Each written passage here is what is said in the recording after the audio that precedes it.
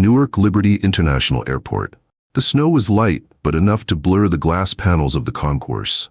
Inside, the world was moving fast, wheels clicking, children crying, suitcases rolling toward destinies. Olivia Langston didn't stop. She never stopped. At 39, she was one of the most influential women in global aviation, the CEO of Airbus, a name that moved with the wind in boardrooms from New York to Zurich. Today, she was scheduled to board a private jet for Davos, where she would speak on post-carbon infrastructure. Her assistant had already passed security. The gate to the private terminal was just ahead. But Olivia didn't take the final turn, because someone froze her mid-stride. Through the glass partition separating first-class commercial from private access, a man knelt down to tie a child's shoelace. His coat was cheaper now, his hair thinner. But there was no mistaking that jawline, those steady hands. Elijah. He stood up slowly, not yet noticing her. Beside him sat a girl, long blonde hair, eyes buried in a book. Another girl, still tying her coat, was laughing, pointing at a vending machine. Olivia's heart contracted. Her heels felt rooted to the polished floor. She hadn't seen those eyes in 6 years, but she knew them because they were hers. Ava and Leah. The daughters she had walked away from when they were only 2 days old. A voice crackled over the intercom. Flight 227 to Austin now boarding at gate C3. She couldn't breathe. Not because of guilt, but because every suppressed image came crashing through like a flood bursting a dam. 2 hospital bracelets. Her own shaking hands signing discharge papers alone. The look on Elijah's face that last morning. Her eyes stayed locked on the girls. Ava flipped a page without lifting her gaze. Leah tugged at her father's sleeve. Elijah laughed, soft, tired, real. Then he looked up. They locked eyes. It was brief, seconds, maybe less. But in that space, Olivia felt it. A silent earthquake. He didn't wave, didn't blink, just turned away. Calmly. She hadn't expected a welcome, but she also hadn't expected the nothing. Her phone buzzed. Her assistant was texting. "Jet is ready. They're waiting for your clearance." Olivia didn't move, didn't reply. The flight would leave without her. Let it. She stood still as the world kept moving, like she had stepped out of time. Finally she turned. Walked the opposite way. Not back toward the private lounge. Not toward the exit. Just somewhere quiet. She sat in a corner of an empty gate, opened her phone, typed in his name, Elijah Ford. The number was still saved. It had survived 6 years of promotions, new phones, new passwords. Her thumb hovered over the call icon. She didn't press it. Instead, she typed a message. "It's me." Then paused. No. Too open, too careless. She deleted it, typed again. "It's me." She stared at it for minutes, then turned off the screen. On the return flight to Austin, alone on her jet, the hum of engines her only company, Olivia sat in the dark and whispered to no one, "They're not babies anymore."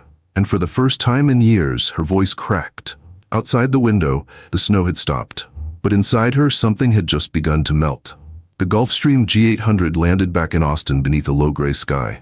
Olivia stepped out with no entourage, no press, no chauffeur holding a tablet with her name. Just her, carry-on in hand, coat buttoned, and silence.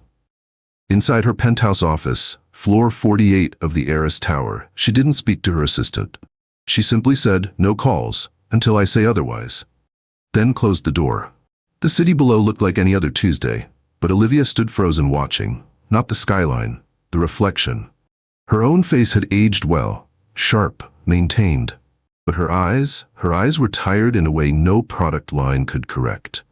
A soft knock. It was Cameron, her most discreet liaison, former FBI analyst, now personal intelligence advisor on payroll. She didn't speak either, just handed over a charcoal folder. Cameron said only 2 words, "He's in Salt Lake." Olivia sat down.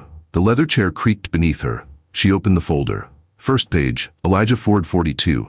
Current occupation, part-time music teacher at a charter middle school. Income, just above state minimum. Residence, small rental near Liberty Park. Medical, diagnosed 8 months ago, ALS, early onset. Olivia stared at that line longer than she meant to. ALS. A word too simple for a storm that big. She flipped the next page. Photos. One of Elijah walking with Ava and Leah after school, snowflakes tangled in the girl's hair. Another. Elijah seated at a keyboard in what looked like a music room, helping a boy with posture. His smile tired, his body thinner, his hands steady, but not as they used to be. Next image. Elijah asleep on a couch, both girls asleep against him, one on each shoulder. There were mugs on the table. One said, "Best dad ever." The other just had a chipped heart on it. Olivia blinked and looked away. Her hand tightened on the edge of the desk. Cameron cleared her throat gently. "There's more." From a side envelope she pulled out a scanned page, handwritten sheet music, half-scribbled lyrics beneath the staff lines. "I tried to build a song with what you left me, but the melody breaks where your name should be." The last line was left unfinished. A black ink pen mark hung at the edge, like someone had stopped mid-thought. Cameron hesitated, then said, "It's from his journal. I traced it through a shared school drive. He uploads lyrics for the kids. This one was never submitted. Saved." Olivia didn't reply. She placed the paper down as if it were glass, then stood, walked to her office safe. She turned the lock carefully, removed a small box wrapped in dark blue linen. Inside were 2 envelopes. They had names in her handwriting. Ava, Leah. She had written them 5 years ago.